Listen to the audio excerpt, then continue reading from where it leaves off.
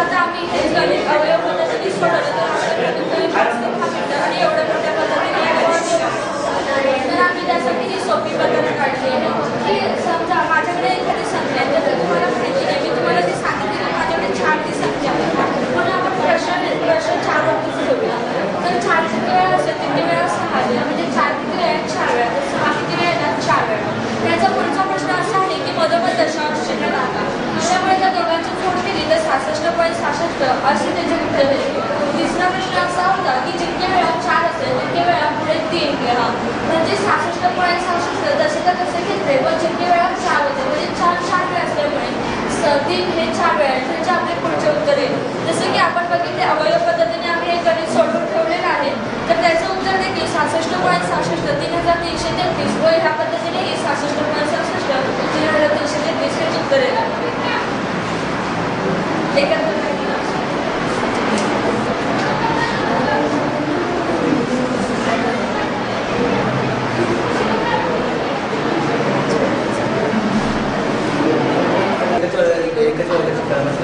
एकच कसं एकच येतो ना दादा ही संख्या किती वेळ आहे 1 2 3 असं 9 वेळा आहे 1 9 वेळा तर 9 वेळा आपण संख्या लिहून घ्यायची आणि मग ती 9 तशी करते आणि त्याच्या आपण ती संख्या फक्त बोलत लिहित जायची म्हणजे कसं आपला एकच लवकर तर त्याच्याने ट्रान्सफर असतो आणि माणसाला आलं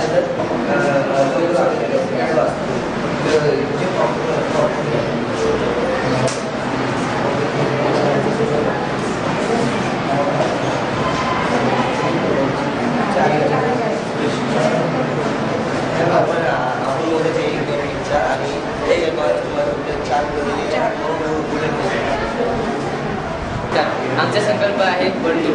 वर्तुळा भूमितीचा अविभाज्य घटक आहे. वर्तुळाची माहिती असणे आवश्यक आहे. ज्याप्रमाणे आपण गणिती क्रिया सोडवताना गुणाकार वजाबाकी बेरीज भागाकार या क्रिया येणे आवश्यक आहे त्याप्रमाणे भूमितीमध्ये वर्तुळाचे स्थान आहे. आता वर्तुळाचे व्याख्या दिलेल्या प्रतलातील एका स्थिर बिंदूपासून एका स्थिर अंतरावर काढलेल्या बिंदूच्या संख्येला वर्तुळ असे म्हणतात. आता या बोर्डवर हा एक वर्तुळ काढलेला आहे. त्या वर्तुळावर 6 चुंबक चिपकलेले आहेत. हा वर्तुळ 16 सेमी त्रिज्येचा आहे. या बॉक्समध्ये लोखंडी सळा आहे. ही 12 सेमीची सळी आहे, ही 8 सेमीची व 6 सेमीची. या सळीने व्यास दाखवायचा आहे. या सळीने जीवा व या सळीने त्रिज्या. आता दाखवायचे कोणते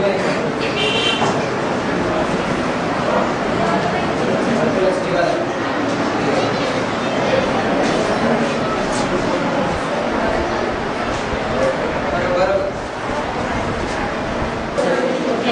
नमस्कार, गणित जत्रेमध्ये आपलं स्वागत आहे. आमच्या प्रयोगाचं नाव आहे चक्रवाढ व्याज. आता आपण पुढच्या बँकेमधून कर्ज काढतो, ओळखीच्या माणसाकडून कर्ज घेतो, पण ते कर्ज परतफेड करताना आपल्याला काही एक्स्ट्रा रक्कम द्यावी लागते, त्याला व्याज भरतात. आता सरळ व्याजामध्ये फक्त व्याज एकच असतो, दरवर्षी तोच द्यावा लागतो. पण चक्रवाढ व्याजमध्ये तो सारखा बदलत असतो. आता आपण चक्रवाढ व्याजाचं सूत्र बघितलं तर पहिले आपल्याला रास काढावी लागते. रास बरोबर मुद्दल गुणिले कंसात 1 अधिक r/100 आणि घातांक n म्हणजे घातांक असतो नंबर ऑफ इयर्स. आता पण आम्हाला सरांनी काही 4 पद्धती दिल्या. आता आपण ह्या 4 पद्धतीने आपण केलं तर आपल्याला 1 मिनिटात उत्तर भेटतो, पण सूत्रानुसार केलं तर 4 ते 5 मिनिटात उत्तर येते. आता इथं एक उदाहरण आहे. दर साल दर शंभर 6 दराने 2000 2 वर्षाचे चक्रवाढ व्याज किती. आता आपण पहिला दराचा वर्ग करायचा. दर दिलाय 6चा वर्ग 36, त्या वर्गामध्ये दराची दुप्पट करा. आता 6 गुणिले 2 बरोबर 12, मग वरच्या वर्गामागे लावतो म्हणजे 1240.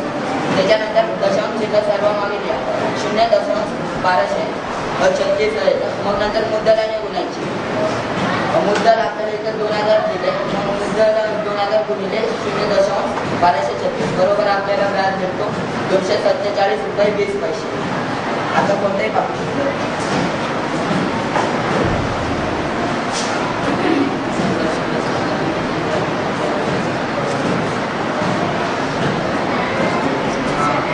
कॅमेरा नको. नमस्कार, हे कंपनी पुढे आहे. यामध्ये काही रिकामी संपर्क आहे तर काही संपर्क आहे. यामध्ये काही चिन्हे दाखवले आहेत. परंतु नियमावलीप्रमाणे गुणाकार भागासाठी वापर करून 0 ते 9 अंक वापरून एक बॉक्स भरायचे आहे. यामध्ये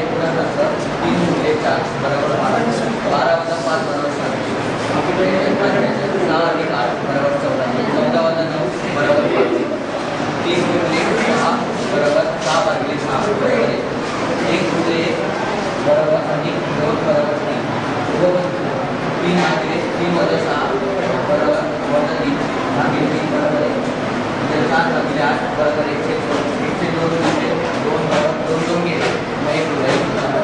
5 वजा 9 बरोबर 4 अधिक 6 बरोबर 7 वजा 5 बरोबर 9 अधिक 1 बरोबर.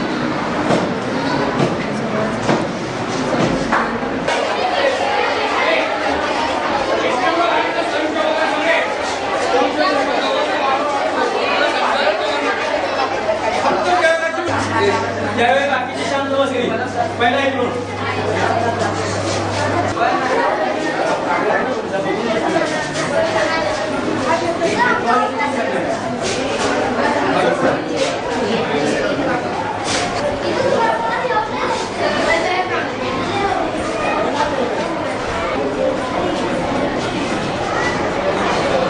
हॅलो किती लक्ष द्या चौकोन चौकोन म्हणजे काय करा सांगा चौकोन त्याला 4 कोन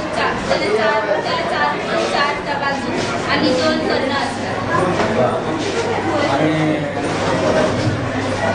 चौकोनाचे प्रकार कोणते समलंब चौकोन समांतर चौकोन स्वतंत्र समभुज चौकोन चौरस समलंब चौकोन प्रकार चौकोनाचे त्यामध्ये समांतरभुज चौकोन म्हणजे काय समांतरभुज चौकोन म्हणजे चौकोनाच्या समोरासमोरी बाजू जर समांतर असेल तर चौकोनाला समांतरभुज चौकोन असे म्हणतात. पतंग म्हणजे काय सांगू शकाल का पतंगाच्या कर्ण असमान असतात असमान असतील समोरासमोरील बाजूच्या कर्णाला समाविष्ट करून घेणाऱ्या जर चौकोनाचे कर्ण असमान असतील जर चौकोनाचे कर्ण असमान लांबीचे असून लहान कर्णाला समाविष्ट करणाऱ्या रेषेच्या एकाच अंगास असणाऱ्या चौकोनाच्या बाजू एकरूप असतील तर त्या चौकोनाला पतंग असे आणि मला याची व्याख्या पाहिजे चौकशाची व्याख्या सांगा. चौकोनाचे सर्व बाजू समान असतील आणि चौकोनाचे चारही कोण काटकोन असेल तर त्या चौकोनाला चौरस असेल. आणि मला एक मी सांगतो ते बोल दाखवा मला समलंब चौकोन काय समलंब चौकोन समलंब बनवायचा आहे.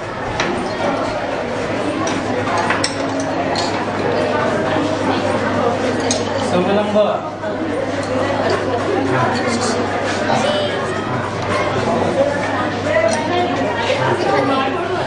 मिळी टाका हे मला शिकून हा मला समलंब चौकोन त्याला काय म्हणायचं समोर बाजूला असतात समांतर.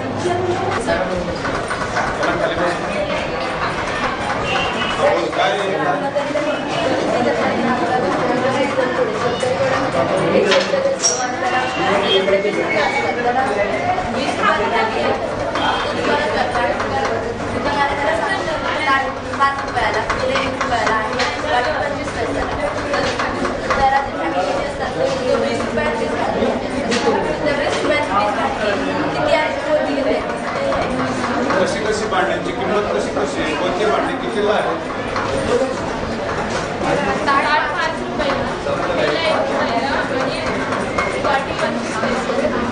ते कसे काम करायचं किती आले पाहिजे त्यामध्ये भांडी काय कसं काय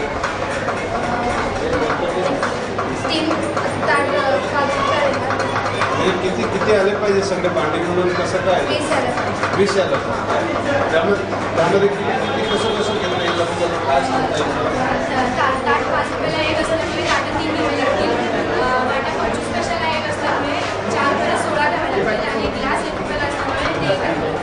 एकूण किती होणार सगळ्यांचं किती 20 किती 20 रुपये आणि 20 भांडी आणि 20 रुपये किंमत.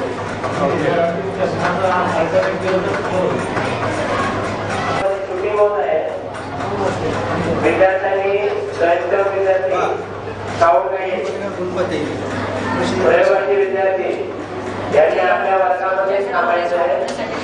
आपापल्या वर्गामध्ये सुट्टी होत आहे. म्हणजे असं जनरल नॉलेज वाढवण्यासाठी कोण बनेगा असं लागलं आहे. प्रश्न पहिल्याला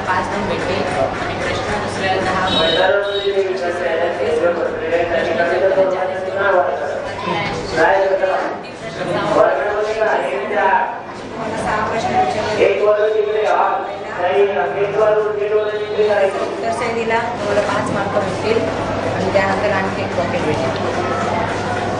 तुम्हाला गुणाकार आविष्कार म्हणजे काय? ज्या संख्येने त्या गेटवरून एंट्री करा. 1 ते 8. ती संख्या आली ना त्याला आविष्कार म्हणतात. गुणाकार आविष्कार म्हणजे सांगायचं. तर आता 4 प्लस 0 केल्या 4 झाले तर आविष्कार.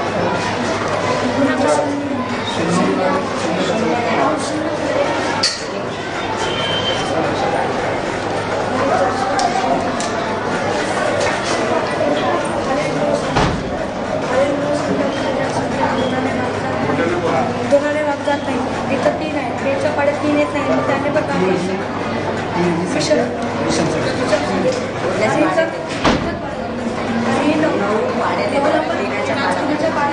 विषम संख्या विषम संख्या झाली आणि 12 आपण जाऊ शकतो. आणि बहुसंख्या याच्यात 2 उत्तर येतात. नाही ती पाण्यामध्ये आहे 3 कुठल्याच पाण्यामध्ये. काय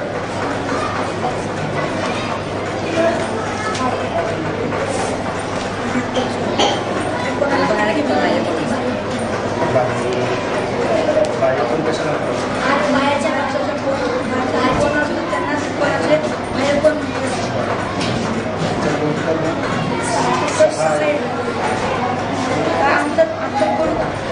अंतर कोण म्हणलं तर कोणाला आतमध्ये कोण असतात आणि बाहेरचे कोण म्हणलं तर कोणाला हे आता तुमचे 6 संच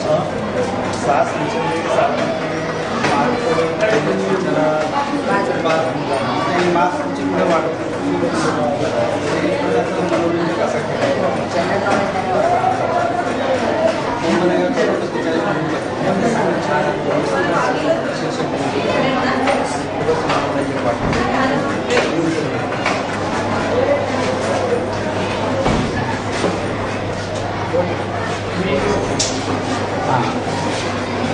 इथं आपण कोणत्या प्रकारच्या संख्यांचा गुणाकार करणार आहोत? त्या 2 अंकी संख्या कोणत्या प्रकारच्या असायला हव्या? काय असायला हवं? पहिली संख्या धन संख्या समान असली पाहिजे आणि एकच साखरेची बेरीज अशा संख्या पाहिजे. तर तुम्ही त्याचं काय करणार आहे? गुणाकार सोप्या पद्धतीने करणार. बरं, आता तुम्ही जो गुणाकार करणार आहे कोणत्या 2 संख्येचा गुणाकार करताय?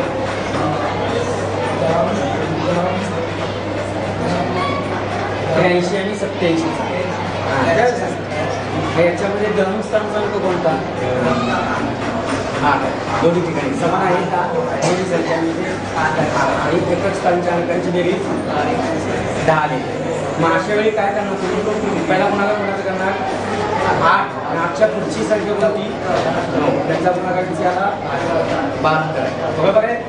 आणि नंतर एकक स्थानच्या अंकांचा काय करणार आहे तुम्ही? फक्त गुणाकार करणार. मग आता मी तुम्हाला दुसरी एक संख्या देतो आणि त्याचं तुम्ही बघायचं आहे. 93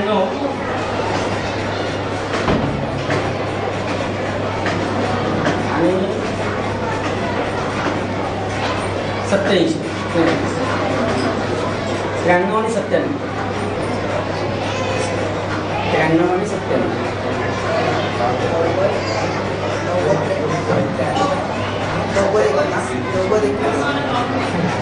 93 आणि 97 केले ना मी.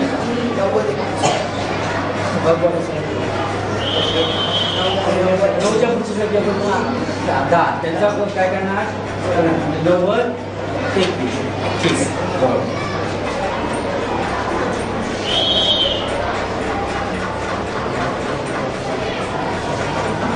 बोला बोला.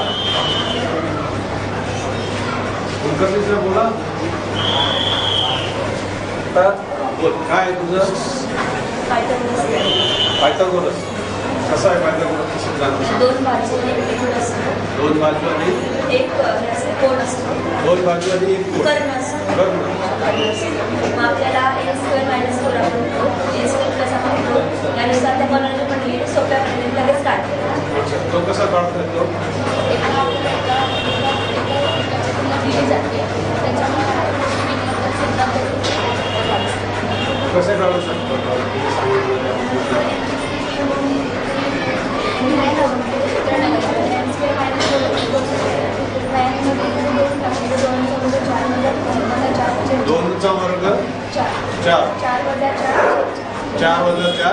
शेतच्या शिक्षकांनी आजच्या दिवसाची विद्यार्थ्यांची हजेरी कॅटकापर मांडायची आहे आणि डेली म्हणजे जर याची किंमत आपण ती केली मुलांचा वर्ग वजा 4/4 मुलांचा वर्ग 9 वजा 4/4 4 केले 5 कसं भागाकार करून कसं उत्तर काढता येतं आपल्याला म्हणजे 5/4 समजा सर आमचा पाहिजे सर मिळतं हे फक्त समसंख्या पाहिजे 3 मिनिट समसंख्या त्याच्याऐवजी आपण 6 घेतले तर तुला n² वजा 4/4 म्हणजे 6चा वर्ग वजा 4/4 म्हणजे 36 वजा 4/4 32/4 बरोबर 8 आणि एक बाजू भेटते आणि दुसरी बाजू भेटण्यासाठी nचा वर्ग अधिक 4/4 n आपण 6 भेटले म्हणजे 6चा वर्ग अधिक 4/4 36 अधिक 4/4 म्हणजे 40/4 म्हणजे 10 अशा प्रकारे या दोन सूत्रांनी आपल्याला 2 भाग भेटतात. तुम्हाला आता याच्यातून काय समजलं या पायथ्या दोघांचं इनपुट जे आहे ते आता तुम्हाला मांडता येईल का सोप्या पद्धतीने असं अजून एक टिपून सांगू शकाल का?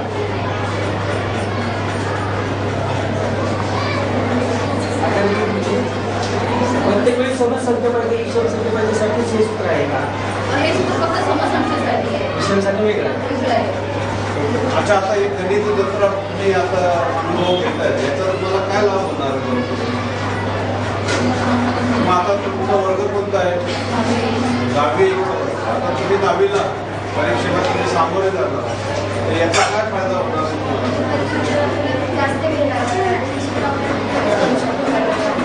गणित फटाफट सोडवू शकता. म्हणजे आता या जत्रेचा तुम्हाला चांगल्या प्रकारे फायदा झालाय. हे एक उदाहरण तुम्ही इथे घेऊन बसताय. हे जर तुम्ही प्रत्येक वर्गात जाऊन बघितलं प्रत्येक वर्गात हे असे आपले वेगवेगळे उदाहरणं दिलेले आहेत. आपण वेगवेगळे प्रकार आहेत पण ते जर तुम्ही प्रत्येक वर्गात जाऊन बघितले तर तुमचा बेसिक आणि जे काही ब्रेन वेव्ह आहे ते पण उदाहरण आहे. तर गणिताच्या बाबतीत तुमची जी भीती मनामध्ये असेल तर ती कमी होऊन जाईल आणि तुम्हाला परीक्षेसाठी त्याचा फायदा होईल. म्हणजे या जत्रेचा आपल्याला या प्रकारे गणित जत्रेचा आपल्याला फायदा झाला. मुलांचं किती प्रतिसाद मिळाला आपली गणित जत्रा प्रतिसाद चांगला त्याला सांगतो आता तुम्ही ज्यावेळेला तुम्हाला फायदा झाला असं वाटतंय की नाही? मुलं खुश होते.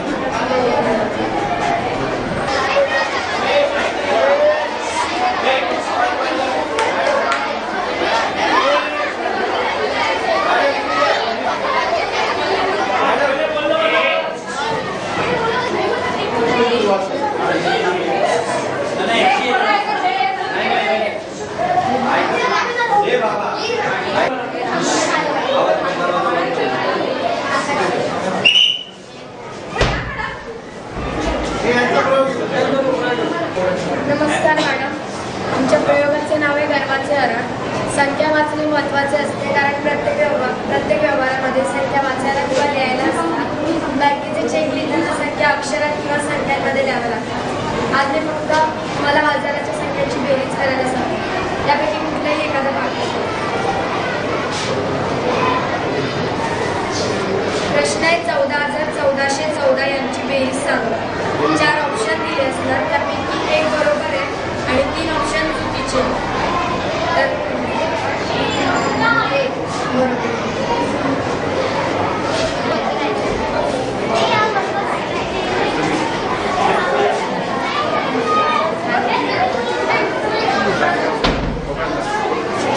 सर आमच्या प्रयोगाचं नाव आहे घोडे.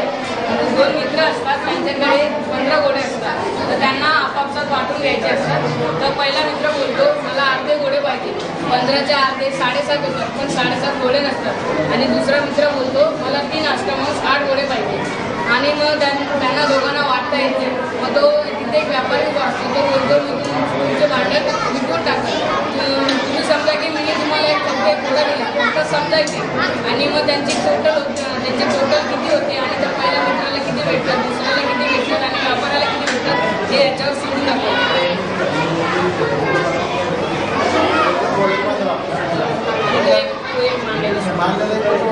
पहिला व्यक्ती किती गोळे घेतात? पहिला व्यक्ती घेतो 8 घेतो. दुसरा व्यक्ती किती गोळे घेतो? 6. हे झाले 8. 8 × 14. त्याच्या व्यापाराला बांधलेला गोळा 14. 6 आणि